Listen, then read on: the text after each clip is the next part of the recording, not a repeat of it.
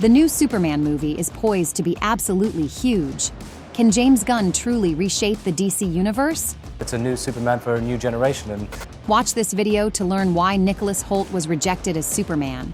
Which heroes and villains will appear on screen for the first time? You don't get to know about. Yeah, that we get to hold on to. And what Rachel Brosnahan revealed about Lois and Clark's romance. Let's go. James Gunn's Superman is distinctively different from previous cinematic versions. Firstly, it's the overall tone of this new chapter in the DC universe. The new Superman has a balance of hopeful optimism and grounded emotion. At times, I've thought he's too strong. You don't want him to be able to punch a planet in half. I wanted a Superman who was a little bit more down to earth. Gunn deliberately avoided the overly grim tone of some previous versions, particularly Zack Snyder's. His Superman is a story about kindness in a world that thinks kindness is old-fashioned. The director shared that the film will have emotional depth, and Krypto the Superdog is expected to contribute to that. The dog is the whole reason that was the start of the movie for me. really. 1000%. Krypto's there not just as comic relief, but as a symbol of Superman's emotional core. The dog is actually a soup, too. Like Superman, Krypto gains his powers from exposure to Earth's yellow sun, and he possesses most of the same abilities, including super strength and speed, but also has enhanced super hearing and super smell. While Krypto is CGI, a real dog named Jolene was used as a stand-in on set. This allowed the performances of human actors to be more natural.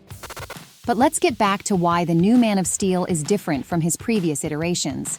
In the upcoming movie, he's not indestructible. We saw him bleed in the first moments of the trailer, and the viewers will hardly complain about the lack of inner conflict. Ultimately, the dramatic stakes of Superman as a character is that he is lonely and he doesn't want to be. He's more vulnerable and relatable, shaped in many respects by his adoptive Kansas farmer parents. The Kent's role was crucial to instilling in Clark his moral compass, responsibility, and humility.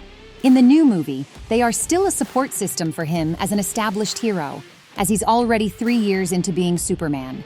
Martha Kent is portrayed by Neva Howell. You might remember the veteran actress from her numerous appearances in shows like Beckenfield and films like last year's Greedy People. In Superman, she is joined by Pruitt Taylor Vince as Jonathan Kent.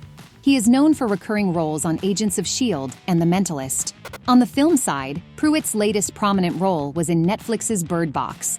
The actor isn't normally cast to play loving, earnest characters like Superman's father, but James Gunn revealed that Pruitt was someone he had thought of while writing the script, and that he wanted to work with Taylor Vince since he saw him in the movie Heavy 30 years ago.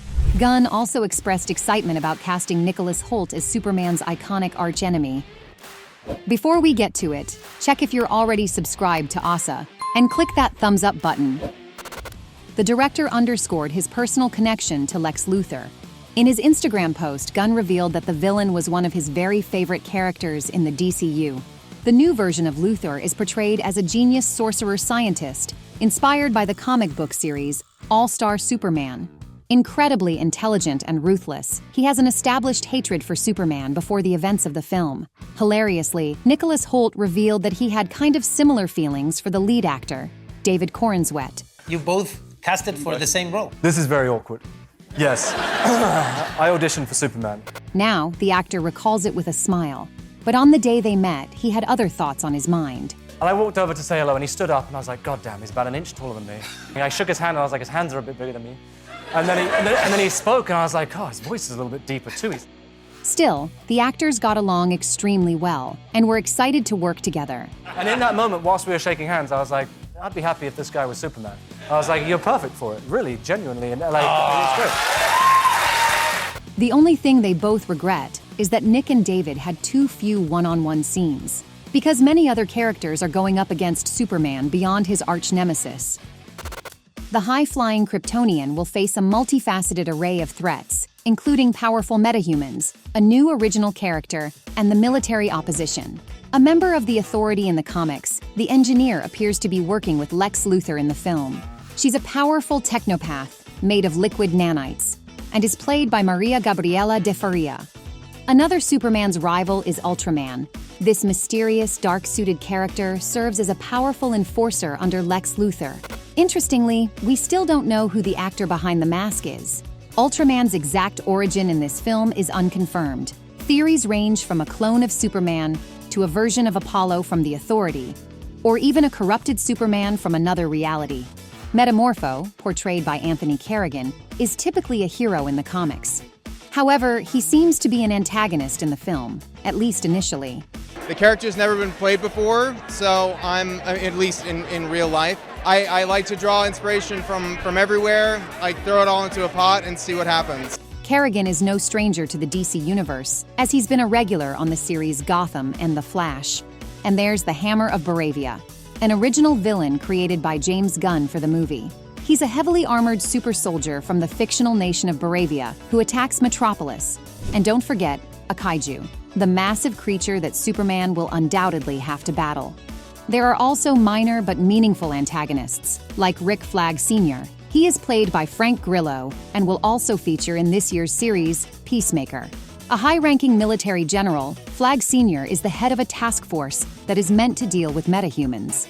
Interestingly, he's a father to Rick Flag Jr., Joel Kinnaman's character in the Suicide Squad.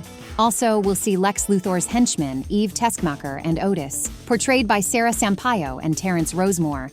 But Superman won't be alone in his battle for the world's good. James Gunn revealed that in his movie, Clark Kent will have his work friends and his play friends. The latter are his Daily Planet colleagues. And who are his so-called work friends? The Justice Gang in the movie, who they call themselves, although they don't all agree to that name. The somewhat ambiguous superhero team consists of Green Lantern Guy Gardner, Hawkgirl, and Mr. Terrific. They work for a corporation. It's a little bit wild. And they're willing to kill if they need to.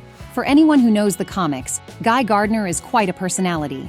He's got immense power, but also a bit of a chip on his shoulder and a serious lack of a filter.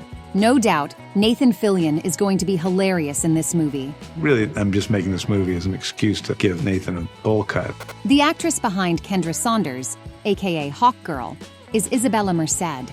You might have seen her recently in The Last of Us. And James Gunn has also mentioned that Hawkgirl will appear in Peacemaker Season 2. The upcoming Superman movie will be a big screen debut for Mr. Terrific, portrayed by the talented Eddie Gattegi. A former basketball player, Eddie has always been slender, as you might have seen in The Twilight, for example.